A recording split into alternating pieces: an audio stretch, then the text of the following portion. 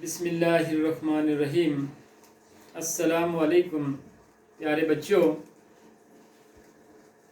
आज मैं वीडियो लाया हूँ एक इम्पॉर्टेंट टॉपिक पे, जो कि सेल ऑर्गेनेल का एक मेन इम्पॉर्टेंट ऑर्गेनेल है। सेल के बारे में मैंने वीडियो लास्ट पे आपको भेजी थी। Cell definition, cell types, cell discovery, cell structure and function के बारे में। उसके बाद मैंने प्रोक्रियाटिक एंड यूक्रियाटिक सेल के बारे में दूसरे चैप्टर आपको भेजा था। तो आज सेल ऑर्गेनल्स का प्लाज्मा मेम्ब्रेन या सेल मेम्ब्रेन, उसकी भी मैंने वीडियो आपको डाली हुई है यूट्यूब के ऊपर। आज का जो हमारा टॉपिक है वो है mitochondria.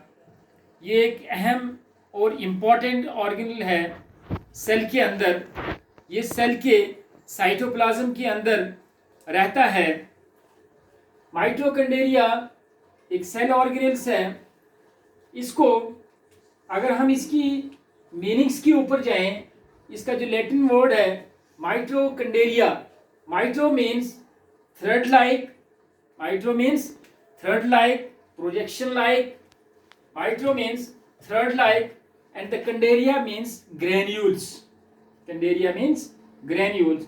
This is the simple meaning of mitochondria. It is the thread-like granules which is present in the cytoplasm of the cell. This mitochondria was first discovered by Kolliker in 18th century. Kolliker was a scientist who first discovered mitochondria in 18th century. Then after, mitochondria term was given by Binda in 1889. Mitochondria का जो term है ये बिंडा एक scientist है, उसने दिया था 1889 में। Then after, microscopic structure and the site of the ATP synthesis. Microscopic structure and the site of ATP synthesis was given by Hogiborn in 1948. This is all about the history of the mitochondria and the name of those scientists who discovered and named mitochondria. ये उन साइंसदानों के नाम है जिन्होंने mitochondria की term को सबसे पहले डिस्कवर किया है। उसके बाद माइटोकॉन्ड्रिया का नाम किस साइंसदान ने रखा है? बिंडा ने रखा है। Then after ATP census, ATP site of the ATP census, microscope के अंदर किसने सबसे पहले हमें बताया है? होगीबर्न 1948 में। अगर हम इसके साइज एंड शेप के ऊपर चले जाएं, माइटोकॉन्ड्रिया का शक्ल, size is almost somewhat spherical, oval, tubule shaped as given in the black board. अगर हम इसके साइज के ऊपर चले जाएं, it's size varies from cell to cell, यानी ये डिफर करता है। हर सेल में इसका एक जैसा साइज नहीं रहता है, इसका साइज डिफर करता है सेल टू सेल में। 1.5 मिलीमीटर टू 5.9 माइक्रोमीटर, इतना इसका साइज है।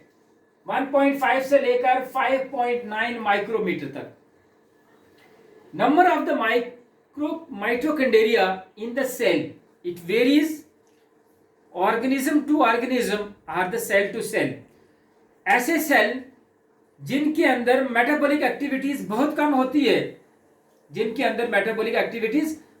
होती है, उन सेल्स के अंदर माइटोकॉन्ड्रिया की कंसंट्रेशन बहुत कम होती है, नंबर बहुत कम होता है। ऐसे सेल्स जिनके अंदर मेटाबॉलिक एक्टिविटीज ज्यादा होती है, उनके अंदर क्या होता है कि माइटोकॉन्ड्रिया जो है ये बहुत ज्यादा होते हैं। अगर हम एग्जांपल ले लेंगे, मिनिमम 1 पर सेल, एक सेल में एक माइटोकॉन्ड्रिया भी होता है. क्लाइमेडोमोनास and the Corilla, these are the two organisms which having only one mitochondria in their cell, because क्योंकि इनकी एक्टिविटीज जो है ये बहुत लो है, इनका मेटाबॉलिक रेट, इनकी एक्टिविटीज बहुत कम है, इसीलिए इनके अंदर सिर्फ एक माइटोकॉन्ड्रिया पाया जाता है. 5 लाख माइटोकॉन्ड्रिया पाए जाते हैं फ्लाइट मसल ऑफ इंसेक्ट, जो इंसेक्ट के मसल हैं, क्योंकि इंसेक्ट जब फ्लाई करता है उसका मेटाबॉलिक रेट बहुत ज़्यादा होता है. बर्ड्स जब फ्लाई करते हैं उनका मेटाबॉलिक रेट बहुत ज़्यादा होता है. लिहाजा जिस जानवर का मेटाबॉलिक रेट ज़्यादा होता है, जो ज़्यादा एक्टिविटीज़ करता है, उसके अंदर ज़्यादा माइटोकॉन्ड्रिया पाया जाता है. 5 लाख माइटोकॉन्ड्रिया पाए जाते हैं flight muscle of the insect. 50,000 mitochondria पाया जाता है ओमेबा के अंदर, क्योंकि ओमेबा यूनिसेलुलर ऑर्गेनिज्म है. इसके अंदर 50,000 माइटोकॉन्ड्रिया पाया जाते हैं, क्योंकि all the metabolic activity, energy producing कहां से आएगी? ये एनर्जी जो है कहां से आती है? माइटोकॉन्ड्रिया से आती है. यहां अगर बर्ड्स या इंसेक्ट फ्लाई करते हैं, उनको फ्लाई करने के लिए एनर्जी कहां से आती है? ये एनर्जी का कोई और सोर्स उनके पास नहीं है, सिर्फ माइटोकॉन्ड्रिया, जिसको हम power house of the cell कहते हैं, जो सेल को एनर्जी प्रोवाइड करता है in the form of ATP, adenosine triphosphate की शक्ल में. तो ये माइटोकॉन्ड्रिया जो है सेल्स को एनर्जी प्रोवाइड करते हैं, तब जाकर सेल्स के अंदर मेटाबॉलिक एक्टिविटी होगी. अगर सेल्स के अंदर मेटाबॉलिक रेट बहुत कम होगा, यानी इस माइटोकॉन्ड्रिया को अगर निकाल देंगे तो सेल के अंदर क्या होगा कि मेटाबॉलिक एक्टिविटीज जीरो हो जाएंगी. ये था number of the mitochondria present in the organelle cells. अब हम आते हैं mitochondria present in all eukaryotic cell except mature RBC. Mature RBC के अलावा तमाम यूकैरियोटिक सेल के अंदर माइटोकॉन्ड्रिया पाया जाता है. प्रोकैरियोटिक सेल में माइटोकॉन्ड्रिया नहीं पाया जाता है. कुछ केसेस हैं जिनके अंदर पाया जाता है. Ultra structure of mitochondria. अब हम इसके स्ट्रक्चर के ऊपर आते हैं. Ultra structure of mitochondria. Mitochondria का स्ट्रक्चर क्या है, इसके कितने पार्ट्स हैं, हर पार्ट का क्या काम है. अगर हम इसके स्ट्रक्चर को देखेंगे, इसकी शक्ल को डिस्कस करेंगे. ये स्फेरिकल शेपर्ड, ओवल शेपर्ड है, एलोंगेटेड, इसको थ्रेड लाइक ग्रेन्यूल्स भी कहते हैं. इसकी जो outermost मेम्ब्रेन है, it is made up of 2 double layer membrane. Double layer membrane इसके अंदर पाई जाती है.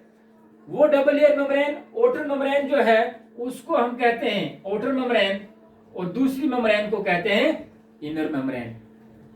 This outer and inner membrane both are made up of lipoproteins. Both are made up of lipoproteins.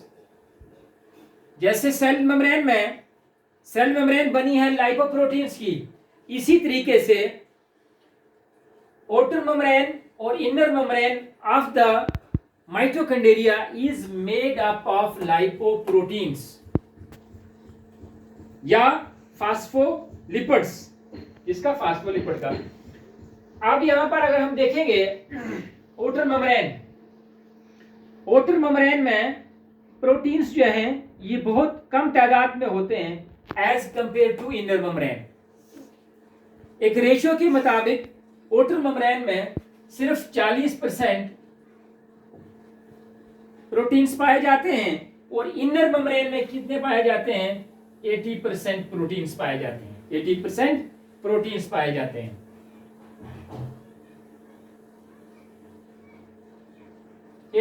Protein पाए जाते हैं inner membrane में, और outer membrane में पाए जाते हैं 40% प्रोटीन्स. ये दो मेम्ब्रेन्स हैं जिसको हम डबल मेम्ब्रेन स्ट्रक्चर कहते हैं माइटोकॉन्ड्रिया का. इस मेम्ब्रेन के अंदर ये स्पेस है जिसको कहते हैं inner membrane space, inner membrane space. Outer membrane में और इनर मेम्ब्रेन में स्पेस है। जैसे ये आउटर मेम्ब्रेन है, बाहर वाली आउटर मेम्ब्रेन है ये वाली, और ये वाली इनर मेम्ब्रेन है, ठीक है। इन दोनों में जो ये जो स्पेस है, this space is called inner membrane space, या इसको दूसरे लफ्जों में कहते हैं, यहां पर दो किस्म के चैम्बर्स बनते हैं। कितने किस्म के चैम्बर बनते हैं? दो किस्म के चैम्बर बनते हैं। एक बनता है आउटर चैम्बर, एक बनता है इनर चैम्बर। ये ब्लू वाला हो गया, ये ग्रीन वाला हो गया outer chamber, and this red one is called as inner chamber which is projected. जो ट्यूब्यूल लाइक स्ट्रक्चर्स हैं, ठीक है, इनको कहते हैं इनर चैम्बर। आउटर चैम्बर जो है इसके अंदर कंसंट्रेशन बहुत लो है। इनर चैम्बर की अगर हम बात करेंगे तो इनर चैम्बर को दूसरे लफ्जों में मैट्रिक्स कहते हैं। अब हम अगर जरा इसके स्ट्रक्चर के ऊपर आ जाएंगे, structure of mitochondria is double unit membrane. ये क्या है? डबल यूनिट मेम्ब्रेन है। दो मेम्ब्रेन्स हैं इसके बीच में। Number one, outer membrane is soft, flexible and permeable. Soft, flexible और परमिएबल, ये इसके तीन अहम कैरेक्टरिस्टिक्स हैं। इट हैज लेस प्रोटीन, यानी 40% प्रोटीन मॉलिक्यूल्स फ्रीली मूव। इस आउटर मेम्ब्रेन के अंदर मॉलिक्यूल्स जो है ये फ्रीली मूव कर सकते हैं। कौन कौन से मॉलिक्यूल्स फ्रीली मूव कर सकते हैं? Sugar, salt, proteins and coenzymes, they are freely moved in the outer membrane structure, in the outer membrane structure. And inner membrane क्या है? Inner membrane is semi permeable. Inner membrane is semi permeable. मैंने आपको semi permeable तब बताया था जब cell membrane की diagram हमने डिस्कस की थी, उसका स्ट्रक्चर डिस्कस किया था। तब मैंने आपको बताया था कि सेल मेम्ब्रेन जो है ये सेमी परमिएबल मेम्ब्रेन है। Like same wise the inner membrane of the mitochondria is semi permeable. ये चेक करती है कौन सा मॉलिक्यूल सेल को अंदर आना है, किस मॉलिक्यूल को, और किस मॉलिक्यूल ने सेल से बाहर चले जाना है। And perform the function as cell membrane. It is folded, ये फोल्डेड है अंदर की तरफ से, folded. Infold of membrane is called crista, is called crista. यहां पर अगर आप देखोगे ये जो रेड इनफोल्डेड टाइप मेम्ब्रेन है, ये वाली, this red infolded type of the membrane, इसको हम कहते हैं, क्या कहते हैं? Crista, CRISTA, crista. Inner membrane infolded नहीं, सॉरी, आउटर मेम्ब्रेन इनफोल्डेड नहीं है, बल्कि इनर मेम्ब्रेन जो है वो फोल्डेड है अंदर की तरफ, प्रोजेक्शन टाइप, जैसे फिंगर लाइक प्रोजेक्शन बनी हुई है। ये है, ये सारे इसको कहते हैं Crysta. This is called Crysta, ठीक है, is called Crysta. The space between the Crysta is called inner crystal space, is called inner crystal space. ये जो स्पेस है ये वाला, this is called inner crystal space. Filled with the dense fluid is called matrix, is called matrix. अब आप देखो ये जो रेड वाला पोर्शन है ये इनर मेम्ब्रेन के अंदर की side dense fluid like material है जिसको मैट्रिक्स कहते हैं, जिसको मैट्रिक्स कहते हैं। ये जो इनर लाइक फ्लूइड है, इस इनर लाइक फ्लूइड को हम क्या कहते हैं? मैट्रिक्स कहते हैं, ठीक है। अब मैट्रिक्स को अगर हम डिस्कस करेंगे, मैट्रिक्स फ्लूइड लाइक है, ठीक है। नंबर वन, इसके अंदर सर्कुलर डीएनए है। डीएनए ये एक ऐसा वाहिद ऑर्गेनेल्स है जिसके अंदर सर्कुलर डीएनए पाया जाता है। क्या पाया जाता है इसके अंदर? डीएनए पाया जाता है। इस मैट्रिक्स के अंदर अपना आरएनए है। क्या है? आरएनए है, डीएनए है, इसके अंदर राइबोसोम्स पाया जाता है। माइटोकॉन्ड्रिया के अंदर याद रखने के लिए, this is the important point, mitochondria में 70s राइबोसोम्स पाए जाते हैं। कौन से राइबोसोम पाए जाते हैं? 70s राइबोसोम्स पाए जाते हैं, ठीक है। लेकिन मैमलिन सेल्स में राइबोसोम सिर्फ 50% पाए जाते हैं। कितने पाए जाते हैं? 50s राइबोसोम पाया जाता है मैमलीज में। ये एक इंपॉर्टेंट पॉइंट है जो कि एग्जामिनेशन पॉइंट ऑफ व्यू से है। तो बाकी सेल्स में 70s राइबोसोम्स इस मैट्रिक्स के अंदर पाया जाता है। एंजाइम्स, कुछ एंजाइम्स जो हैं इस मैट्रिक्स के अंदर पाए जाते हैं। मैट्रिक्स को अगर हम डिस्कस करेंगे, देयर आर, मैट्रिक्स के अंदर क्या है? डीएनए है, आरएनए है, deoxyribonucleic acid, ribonucleic acid, oxysomes हैं, राइबोसोम्स हैं, मिनरल्स हैं, फूड वैक्यूल्स हैं, सॉल्ट है, एक्स्ट्रा है। ये तमाम चीजें कहाँ पाई जाती हैं? ये तमाम चीजें इनर मेम्ब्रेन के अंदर जो फ्लूइड लाइक मटेरियल है जिसको हम मैट्रिक्स कहते हैं, इस मैट्रिक्स के अंदर deoxyribonucleic acid, ribonucleic acid, oxysomes, ribosomes, minerals, food molecules and the salts, ये एक्स्ट्रा, ये तमाम चीजें पाई जाती हैं कहां पर? मैट्रिक्स के अंदर। Mitochondria is semi autonomous cell. Semi autonomous cell, semi autonomous क्या हो गया? माइटोकॉन्ड्रिया के पास अपना सर्कुलर डीएनए है, इसके अंदर रिप्लिकेशन खुद होती है, ये किसी इंस्ट्रक्शन से अपने आप को रिप्लिकेट, डीएनए को रिप्लिकेट नहीं करता है, ठीक है। Cell organelles, each mitochondria is formed from the pre existing mitochondria. नए वाले माइटोकॉन्ड्रिया जो है वो प्री एग्जिस्टिंग, जो पहला वाला माइटोकॉन्ड्रिया है उससे, उस माइटोकॉन्ड्रिया से बनते हैं। Mitochondria and is replaced after every 14 to 50 days. इनका लाइफ स्पैन कितना है? 14 to 50 days. 15 days, after 14 or 15 days the new mitochondria will be exist. Matrix is rich in enzymes and divalent ions. This is the important point. Matrix is rich in enzyme and divalent ions. कौन कौन सा ions हैं? Magnesium ions हैं, ferrous ions है, वगैरह वगैरह extra. For cellular respiration, for cellular respiration, हम सब ये जानते हैं कि सेल के अंदर जो रिस्पायरेशन होती है, this respiration is taken place in the mitochondria. In mitochondria 70s ribosomes इसके अंदर पाए जाते हैं। मैमल्स के अंदर सिर्फ 50s राइबोसोम्स प्रेजेंट है। Mitochondria is the cell within the cell. आपने देखा है सेल के अंदर मेम्ब्रेन होती है, आउटर मेम्ब्रेन भी होती है, इनर मेम्ब्रेन भी होती है।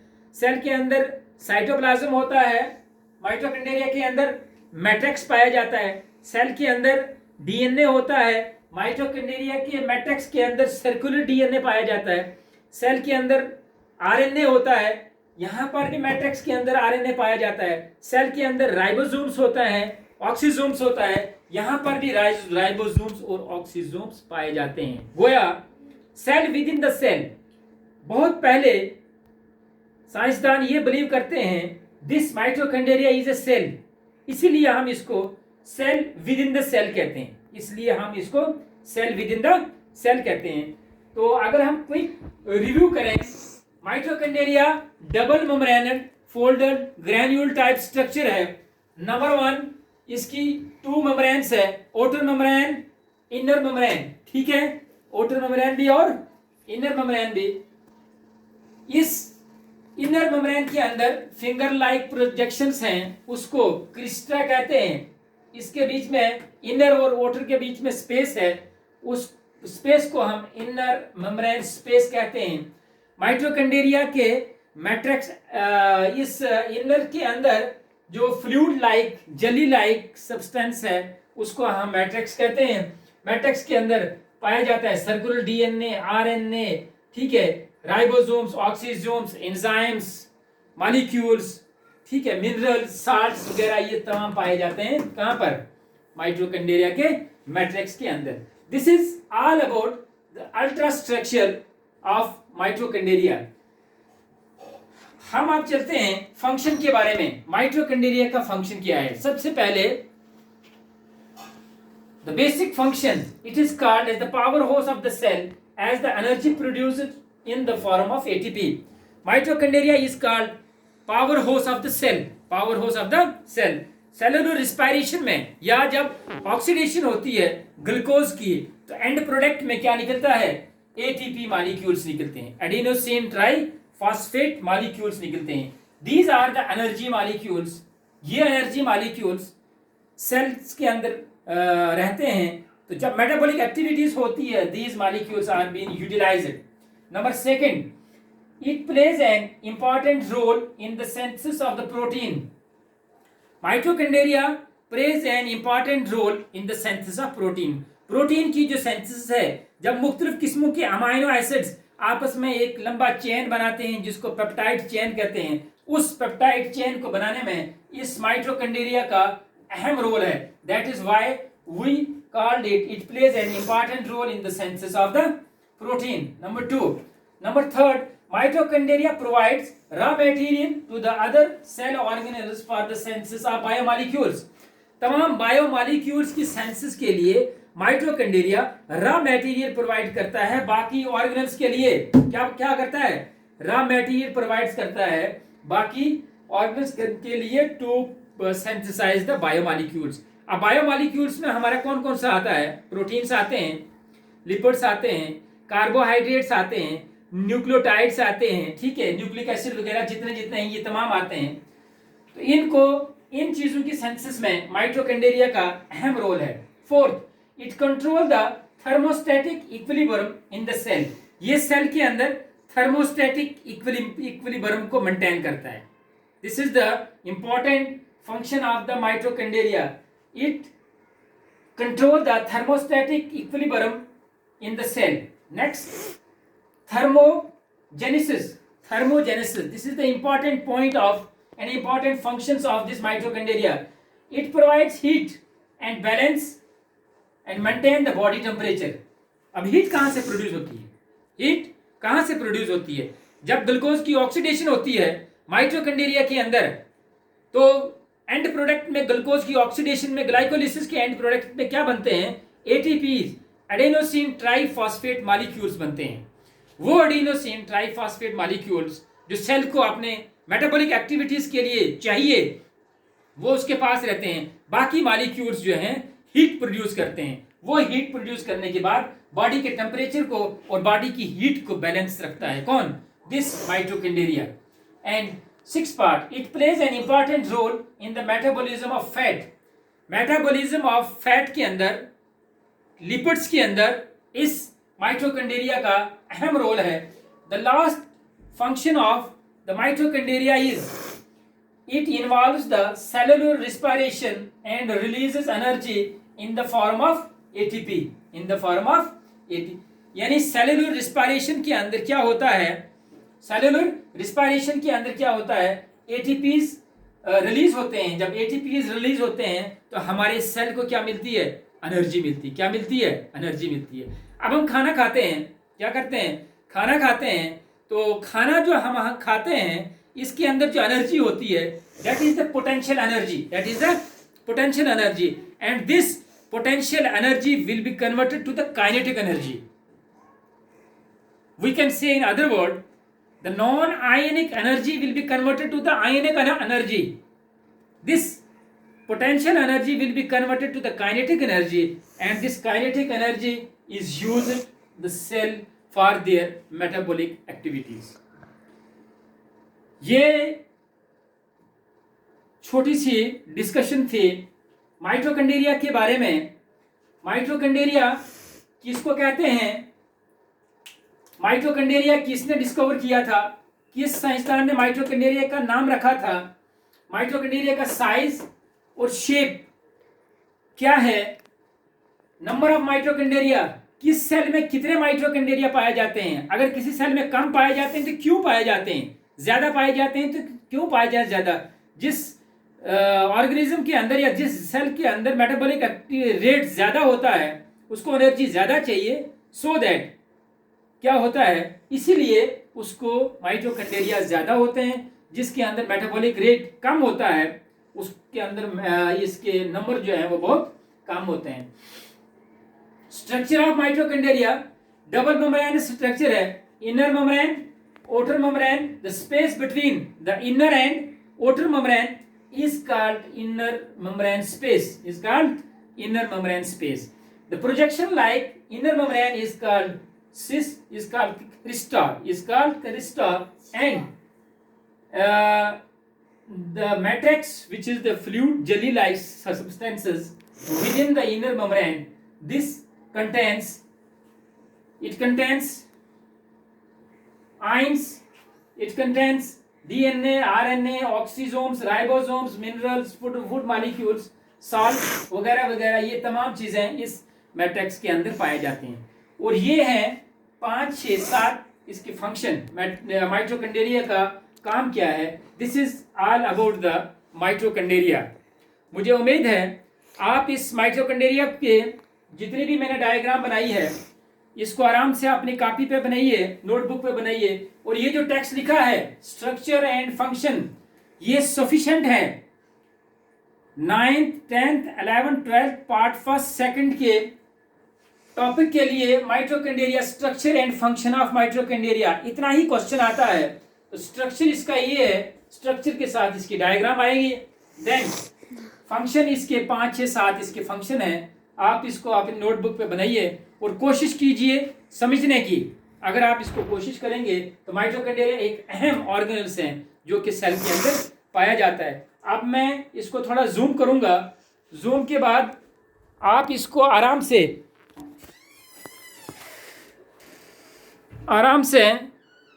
लिख सकते हैं। ये है structure of mitochondria matrix. Mitochondria का structure, outer membrane, inner membrane, matrix, inner membrane space, structure of mitochondria longitudinal section में इसको दिया गया है। And this is the all about function of mitochondria. इसको आप सेलेक्ट करके अपने मोबाइल के अंदर लिख सकते हैं और अपनी कॉपी के ऊपर इसको बना सकते हैं। उसके बाद नेक्स्ट वीडियो में मैं आपके साथ शेयर करूंगा एंडोप्लाज्मिक रेटिक्यूलम। इसी के साथ इजाज़त लेता हूं। आप सबसे रिक्वेस्ट की जाती है कि मेरे इस चैनल को सब्सक्राइब कीजिए ताकि आने वाली हर एक वीडियो की नोटिफिकेशन आपको टाइम पे मिल सके। अस्सलाम वालेकुम।